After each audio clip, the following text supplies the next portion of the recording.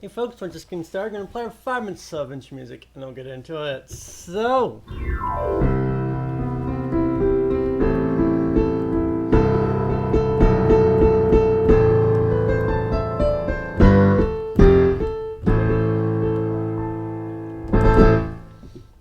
enjoy.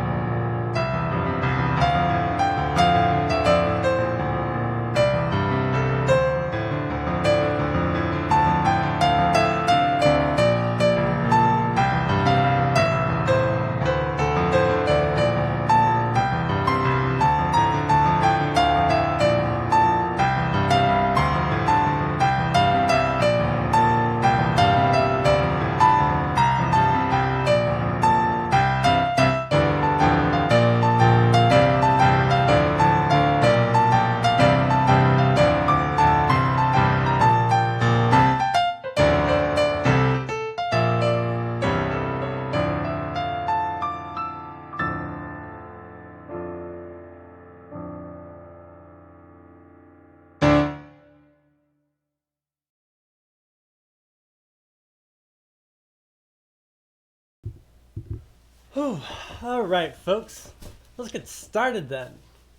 I'm Ninja Kitty. Hey. And today we're playing Minecraft.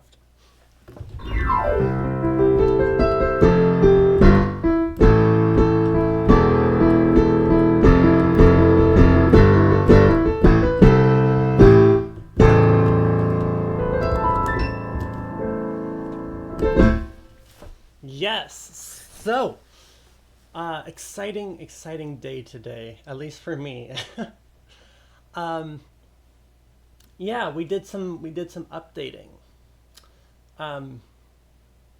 Yes. So, let's go over some of what. Oh, okay. We'll start off here. So, basic recap of how this all works. I wrote a mod that converts the MIDI signals from my piano into key presses for my keyboard, for my computer, which lets us then play Minecraft. The goal is to beat Blightfall, a 1.7.10 Minecraft mod pack, while playing the best music we can. And as of today, we have graduated from the mod Midi Minecraft 1.1.00 beta into Midi Minecraft 2.000. Hooray. So what is new, what is different, and why is it so much better? So basic pretense here. Preface, there we go. Basic preface. I sat down and was like, you know, it would be cool if I could get, I thought maybe I'd ask ChatGPT how to add the stuff I needed to the mod, right? And I did, and it gave me a pretty good answer, and I'm like, what if I just ask it for like everything? And that started us off on a big old tangent. Turns out ChatGPT has this new feature called Canvas, which lets you edit a document as your, modify a constant persistent document together with ChatGPT for coding or writing. And so we hammered out, me and ChatGPT, all this code. And how this worked was I would give it what we needed. It would generate a block of code. I would then meticulously read every line of it to make sure I knew what it did. And then I would critique how it had coded it. And then it would go back and modify, and we'd rinse and repeat until we got what we needed. That worked up for quite a long while until the process broke down because we had hit so many lines of code that one, it couldn't hold it all on the screen at once, so it was keeping it like in the back of its mind, and two, it was running out of memory because the length of the conversation was stretching on and on. So about that point, I took the huge block of code that we had already gotten. It was somewhere around cumulatively about 700 lines of code at the time, all in one file. And I tried to put that into Minecraft. It was a lot of work to make it actually boot up, because it turns out that despite the fact that I had been working very hard to critique and make sure everything was working, ChatGPT still doesn't actually know how to code. So I will say, for anyone else who wants to try coding with ChatGPT, ChatGPT cannot code anything that you couldn't code by doing it yourself. ChatGPT is good at doing a lot of grunt work, but it's not the expert. And so mostly why I was using it by the end of it, because I kept needing to add new functions and change things and debug and stuff, is I wasn't super familiar with all the functions I needed to know to make all this work, or the common conventions. And I had previously struggled to look up all these things and do the research. So I was asking ChatGPT to write me some code that would do this, or what types of things could I use to write that. And then it would give me a chunk of code. I tried in the code, and then I'd find out that it was using Java 8, and I needed Java 6. It's awful. And then we'd rinse and repeat, right? So I was using it largely as a research tool that let me very quickly find what I was looking for through the Java docs, which are very, very useful, but it's hard to tell what they do unless you dig through a lot of code. So ChatGPT did all that hard work for me, and I just took the final stuff and compiled it properly. So it took me a lot of days of working on it because you only have so much time on a free ChatGPT account. But we did eventually get quite far, and I kept adding things. A lot of the code, especially toward the very end, I did a lot of coding just myself. Debugging, switching, modifying. I had to totally rewrite. It had written me a HUD element for our keyboard, and I had to totally rewrite that. I used the functions it gave me, but again, I totally rewrote it because it was all out of whack. So yes, it was a very interesting experience. I've never tried coding this way, and it was kind of fun. So anyways, let's get into how the code actually functions and what's cool and new and awesome about this new piece of code. The general important stuff to talk about is that my old code was really simplistic. Every tick checked on a set of values and figured out if something had changed, and then did basically hard-coded responses based on the way that the config worked. And I had written my own config parser and my own file reader and everything. And it was really janky. So the new version has this whole entire new system that I wanted to implement in the original, but we did now. It's called the trigger system.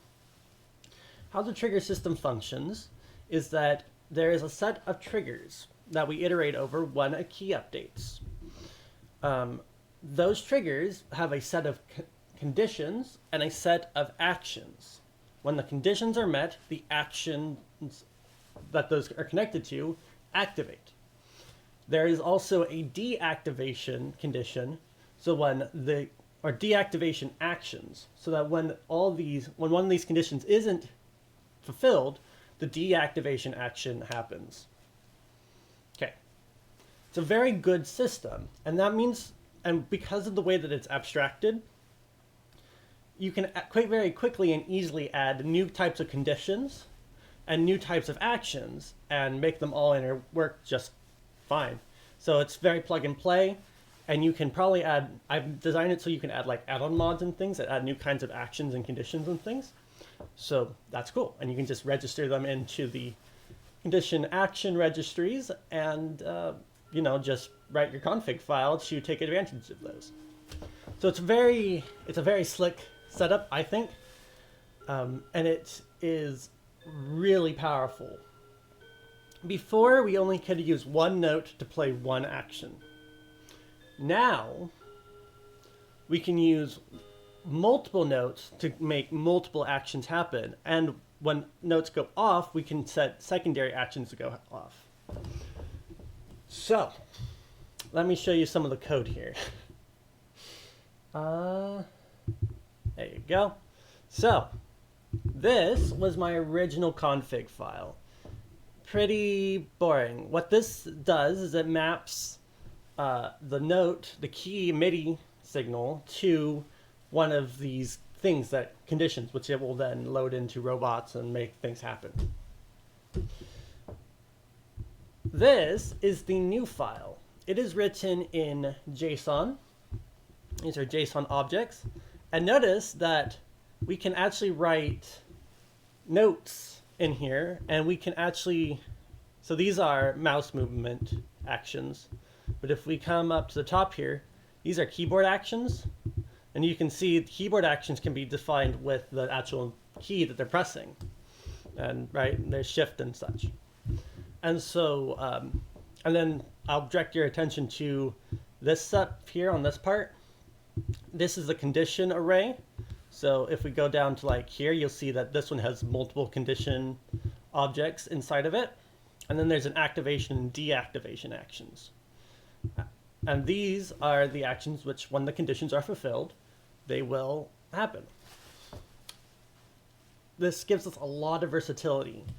Notice here in this one, how this one works is when I hit E5, I think that's E. Yeah, that's E5, and A5, it will move the camera. But notice that G#5 says false for its state. That means when I play, it does not activate. See how that works? And that's important because if you look right below it, I think it's further down actually.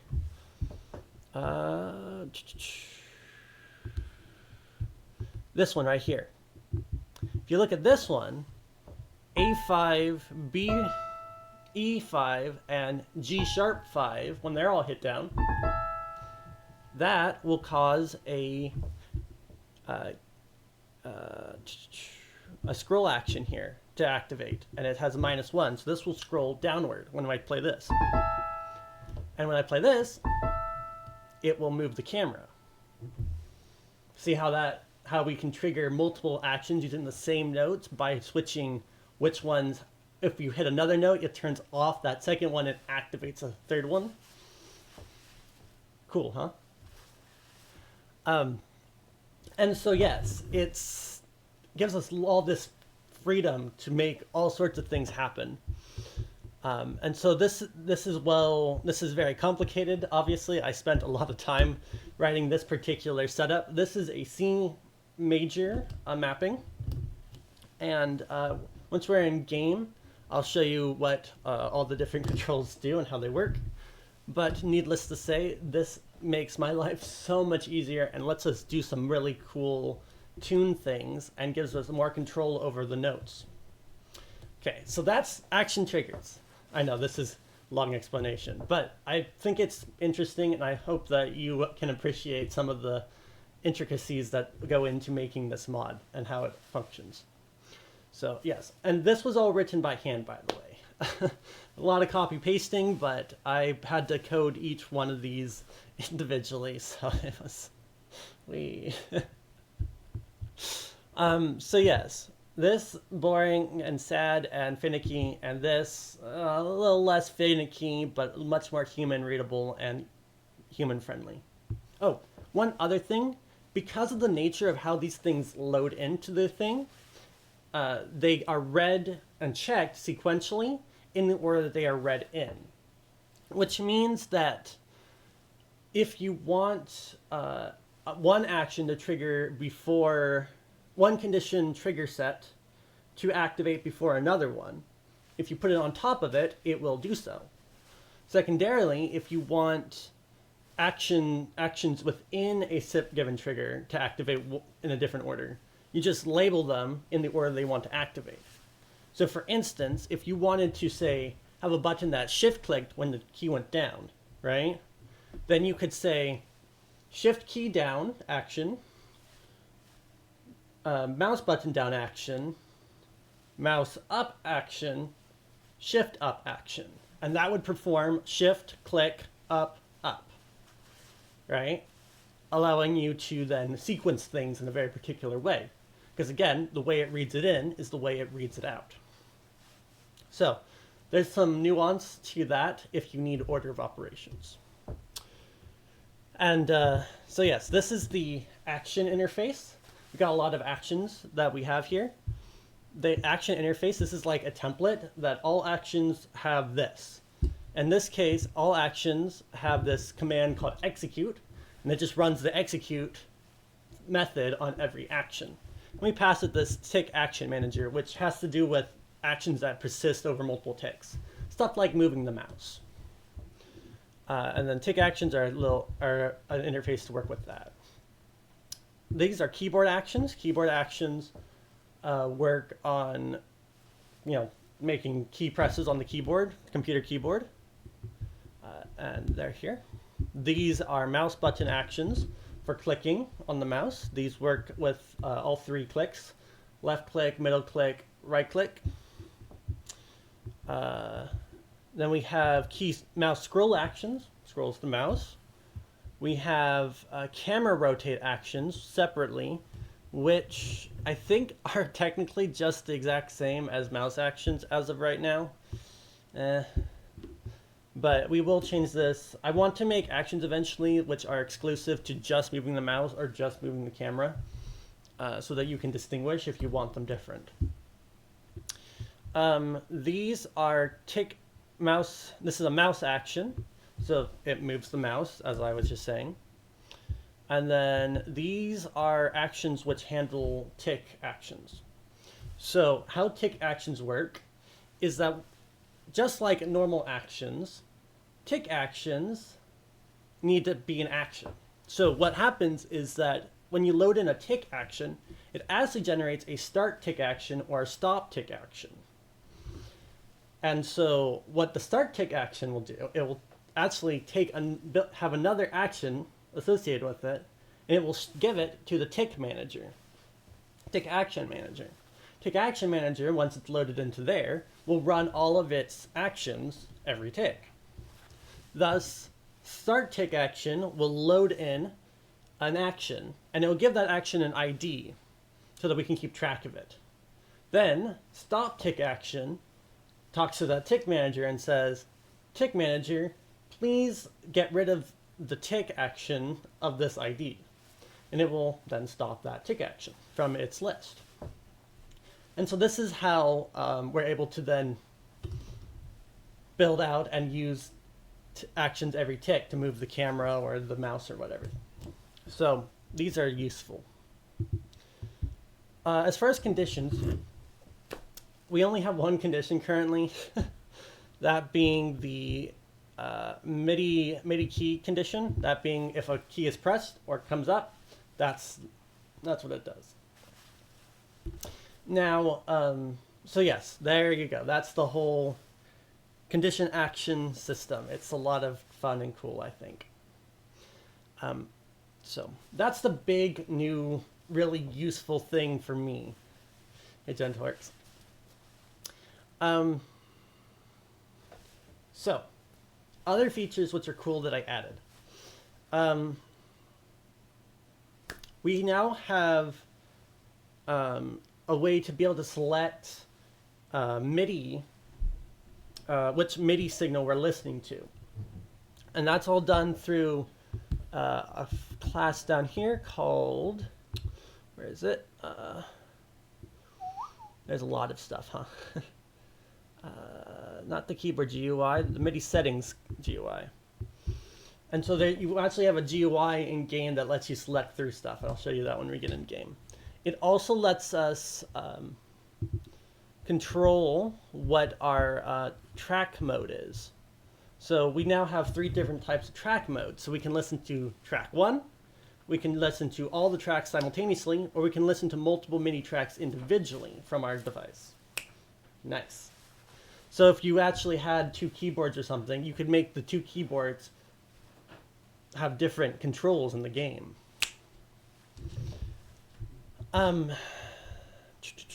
Anything else? Oh, we also added a HUD, as I mentioned before. So the HUD generates a little keyboard, and when I hit a key, you can see it on the keyboard. So now you can see what note I'm hitting to understand what things are doing better. I hope that helps a lot more. You'll see it when we get into game. And I guess the last feature to note is that I actually set up a... Remember how there was a command that said kill MIDI? And it would toggle on and off MIDI? Well, now we have a keyboard binding for that. And it works in menus and in game. So we can now turn off the controls to the keyboard while we're gaming very quickly and easily by hitting the key. And yes. Oh, sorry. Lots of features. I also added a persistent thing so that when you close out of the game and you boot it back up again, it will load in the same keyboard and the same mapping. Though currently the track settings do not load back in. Oh well, sorry, you're gonna have to switch to that. I will probably update this and add that feature and some other stuff that I want, like more condition types and more action types. So, but for today, that's what we got. It's going to be great. There's a lot of new things I can use and do, so I'll show you that next here.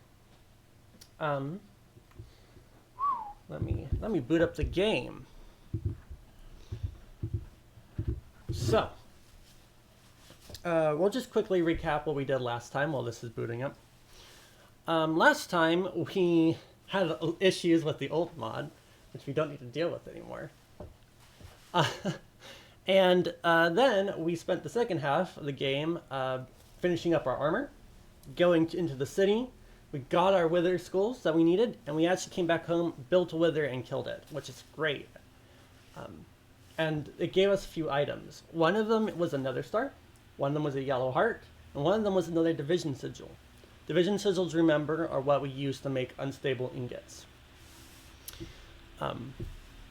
So, we don't need it. Yellow hearts are used to make yellow heart canisters, which give us more health. But the issue with making heart canisters in general is that it requires 4 diamonds per heart canister. So, and you turn red hearts canisters into yellow heart canisters. So I have a bunch of red hearts that I got from killing normal monsters. Boss monsters will all drop yellow hearts, and there's no way to get green hearts for green heart canisters. But there is a way that has to do with the Tainted Hero. We'll get to that some other time. Anyway, so I'm not fully sure what we're going to do today. I think we're probably likely to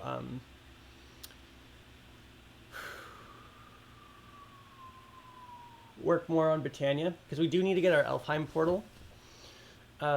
We also probably will do some mining to see if we can get more lapis, because we're going to be barred by lapis going forward. We really need lots of lapis. So, building up some more mana production so we can get more RF production just passively would be great. Getting the mob farm automated with said type of mana production would be awesome, because we can actually farm diamonds from the farm, given that, you know, we can kill things. But we have to kill them using the device, so.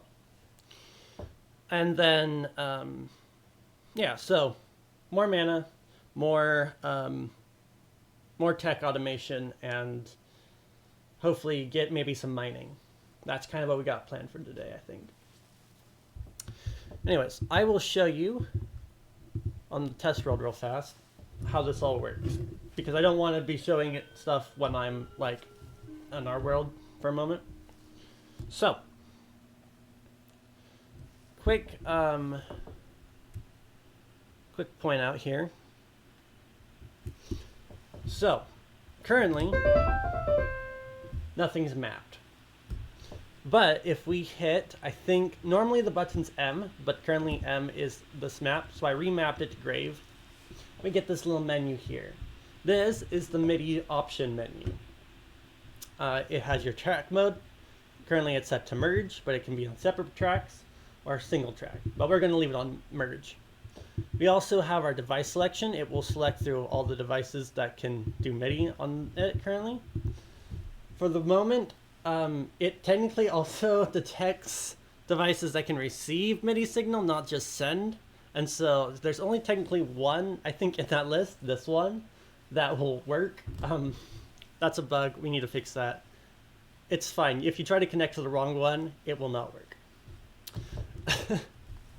Anyways, and this refresh button will refresh this looped list when, in case you plug something in or something after the fact. So we hit apply, and now you see that the keyboard lights up. Little bit of an issue that I think I have right now with this setup is that when I hit the black notes, you see that? They're really dark, so it's hard to see that they activate, but if I hit, you see how they're much easier when they're next to the other ones? You can see how the red changes like that. So, but mostly we're going to be playing in C major for now, so it's not a big deal, but I do kind of want to change the colors and stuff so that we can make that make sense.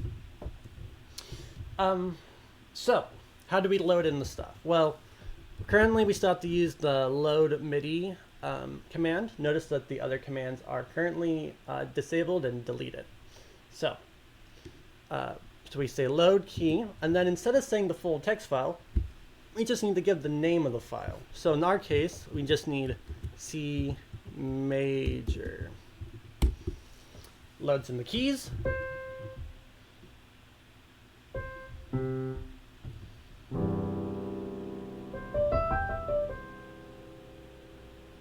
That's not a good sign. Oh. MIDI is disabled. Normally, to re-enable MIDI, we have to hit N, but currently it's set to minus because N was mapped to something else. So now, MIDI input is enabled. So, this control scheme is very similar to our last one. Our camera controls are the same. C5 for right or left, D5 for up, down, E5 for left, and G5 for up. Now we also have A4 for punching. So there you go. And before we had our right click mapped to this note here, B4. There we go. But now it's been mapped to, so let me introduce you to the magic augmenter key. This key here, A5, is the augmenter key. When we hit this key and other keys, it changes what they do. So currently, if we hit C5, it rotates like this. But if we hit C5 and A5, we go faster. You see that? And this works in all directions. Now, if we hit A5 and our A4, we shift click, which lets us click things around our inventory.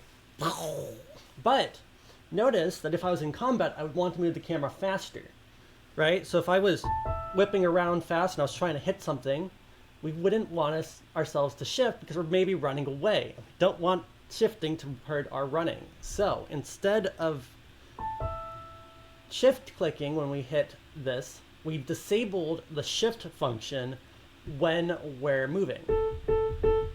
See how there's no shifting? Cool, huh? Similarly, before this key here, this F5 didn't do anything. But now F5 plus B is a right-click function. So if we hit this, you can see how we start drinking. That's a right-click. We actually have two right-click mappings. So we have this one, but we also have this one. See how there's difference there, and there's one, they have different sounds. So there's that. We also have a set here. So this is right click. This is scroll up. See how that's 2 notes up? Oh, stop that. What did you do? What? Oh, we right clicked with a tool. Don't worry about it. So this is right click. This is scroll up, and this is inventory. So cool, huh? We also have a scroll down, which is this.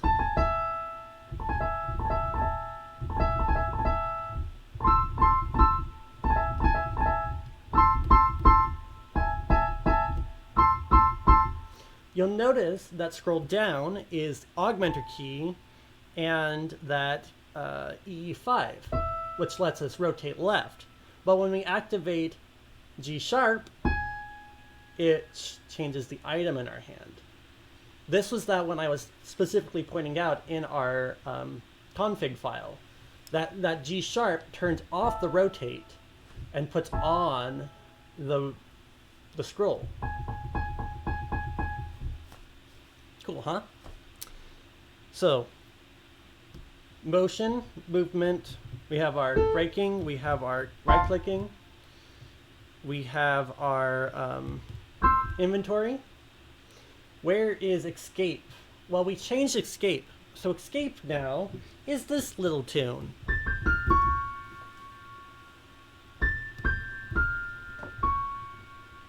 You see those notes highlighted?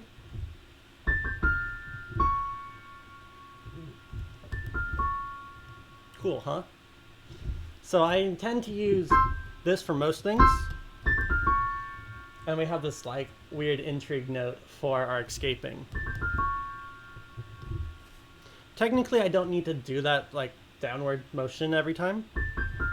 I can go like this. If I just activate the last note, it will change it. Or if I activate the first note, right, over and over again, we'll change it. So it's just when the condition gets met. So there you go. That's all of our main controls. We still have our space button in the same place, our good old C4.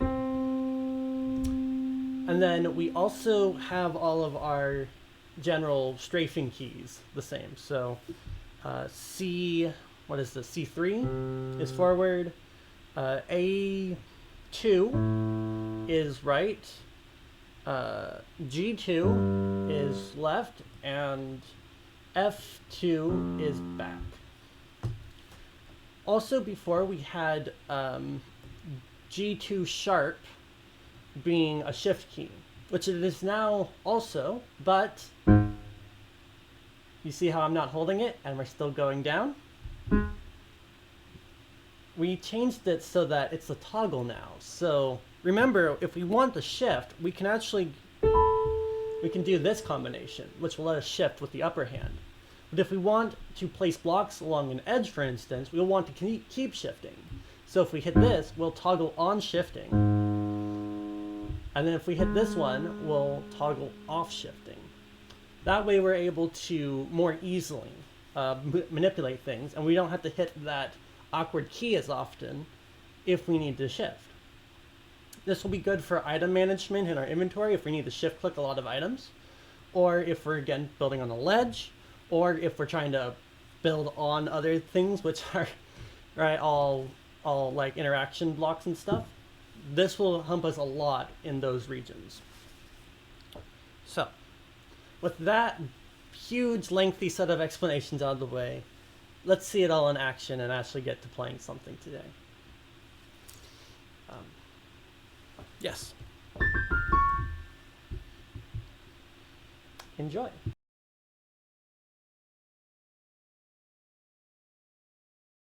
Oh wait, one last little thing. When I'm in the menu here, right, I can still use the keyboard, but if I hit the kill MIDI key, you see how it's not changing position? Works on the main menu. Anyways, getting back to it. Hi, Dragon.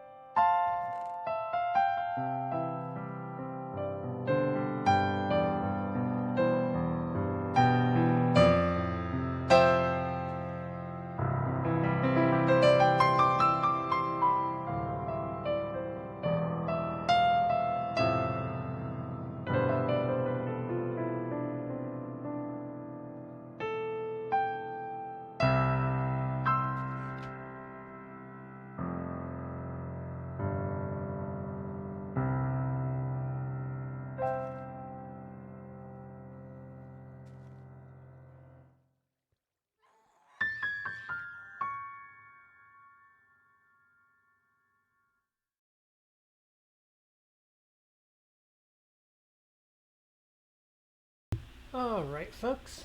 We're about the halfway point here, so I actually should turn on some music for you. Let's see. Yes. So we ran around and organized things.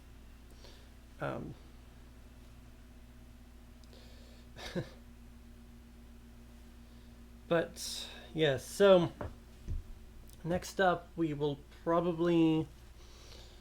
I'm scheming that we need to get blazes starting to get killed, and to get blaze rods and things, because blaze rods are very useful for all sorts of stuff. And so how I'm scheming on doing that currently is if I can get the transmutation, not transmutation,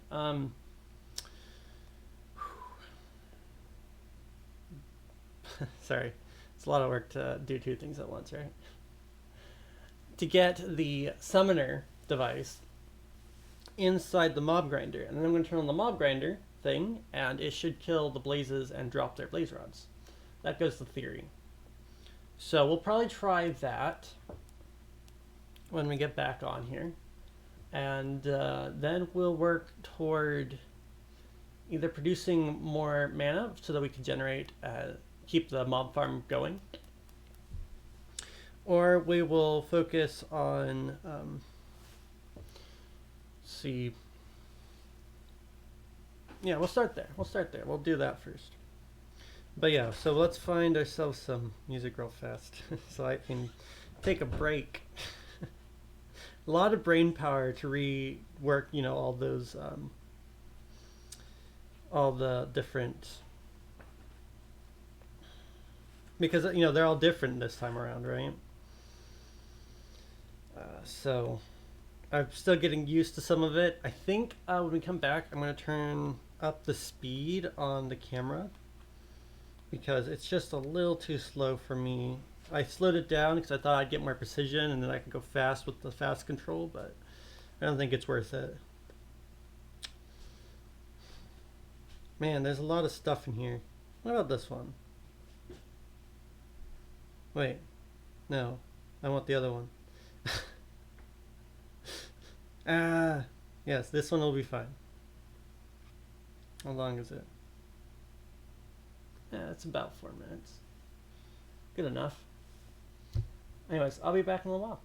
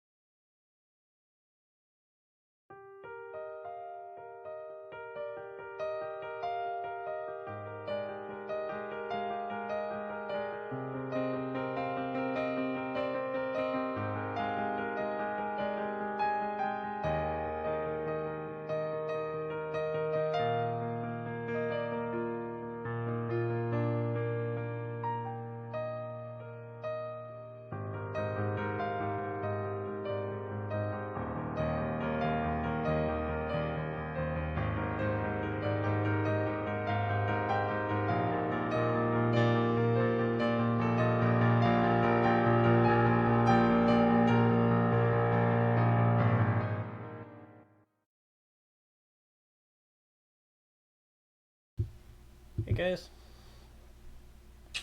I'm back. So, yes, essentially what we've got going here next is more of the same stuff, I guess. Yes, I think what we're going to do is we're going to try to get blazes in here. We're going to try to get them being killed automatically using the device, and then we will move from there. So, enjoy.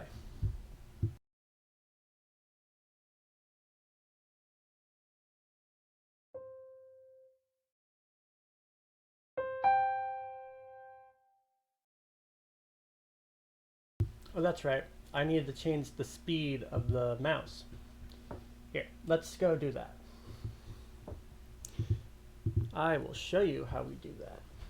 We go into our code here, and we go up to our C major, and we just have to find the keybind that we care about, which I believe this delta 10 is what's controlling the speed up thing. So what we're doing is we're actually layering two movement commands on top of each other, and they add. Crazy. So, but these 8s here, this is what it is. Technically, on the deactivation action, they don't actually do anything, but I don't know, consistency, I guess.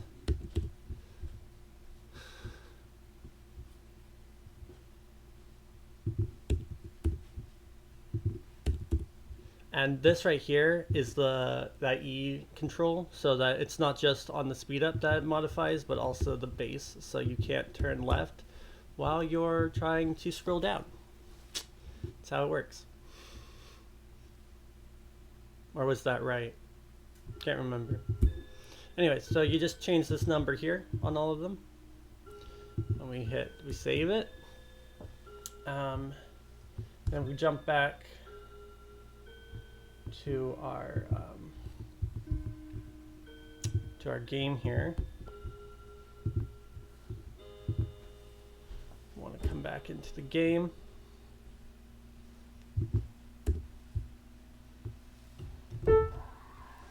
We open up our command and we just reload the MIDI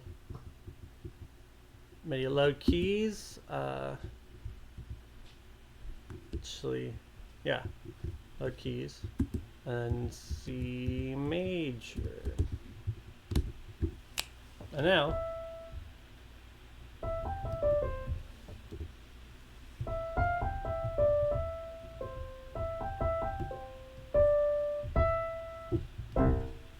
it's a little faster. So enjoy.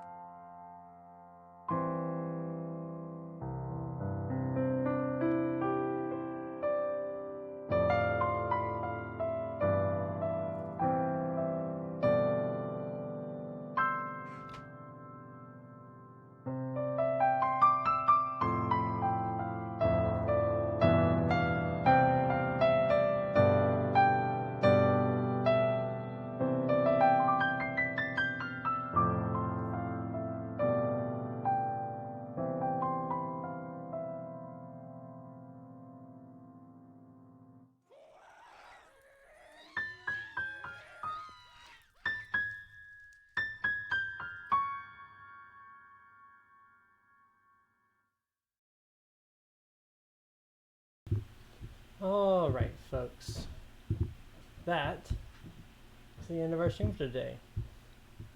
So thanks for stopping by and saying hi. Yes, we got a lot done today. As in not very much, but we did get a lot of kind of management stuff out of the way. So quick recap of things. At the beginning of the stream, I went over how this new mod works. It's pretty awesome. Hopefully I won't explain like tons and tons of stuff in the future. I'll just mention if I add something new. There is going to be more coming in the works. I'm hoping to add some more conditions. So there's currently only one condition when the key gets pressed. But I'd also like conditions for when we're in menus, right? So that things won't work while we're in menus. And I would like conditions which can set a set of like, what am I thinking of? Like markers, right? So imagine that you have a condition that will trigger when you create a marker with a string ID called wait or something, or stop. And then you have an action which can either set stop to true or set stop to false. That way we can turn on and off portions of the piano by, say, if stop is on, then you can't, then don't play these notes. But then, and we could activate a second set of notes when stop is on. That will have basically controls to turn on and off the various parts of the piano. So by using this mechanism, we're able to keep track of more things and make more complicated logic in order to work and do more crazy stuff with the piano. So should be pretty fun as we get into it. So we'll add some more features and stuff. There's also a few more actions I have in the works that I think would be good to add. And I'll keep playing around a little bit with the controls and whatnot. So, but in the meantime, that's all I got. Yeah, we did a bunch of inventory management because we just came back from a big fight, remember? And we also did set up blazes. The blazes now spawn and move into the kill box with our mob farm, and then the device kills them, and so they drop blaze rods. Good stuff. So hopefully we can get ourselves more blaze rods going forward and move on to some more interesting stuff. But yeah, thanks for coming. Thanks for hanging out. Thanks for hanging, folks. Really appreciate Gentleworks, Dragon, and Vin. Yeah, see, this is one. Vin's Van Gogh. There we go. For stopping by and saying hi. Really appreciate you guys hanging out with me and enjoying my stream. So thank you. And yeah, thanks to anyone else who's lurking or stops by after the fact. Love that you guys are around and enjoying my music too. So thank you. Tomorrow, hopefully, we'll just have our normal Friday stream, end of the week, just normal from 2 to 3 Pacific Daylight Time. So be there. And yeah, that's all I got. So I'm going to wrap up.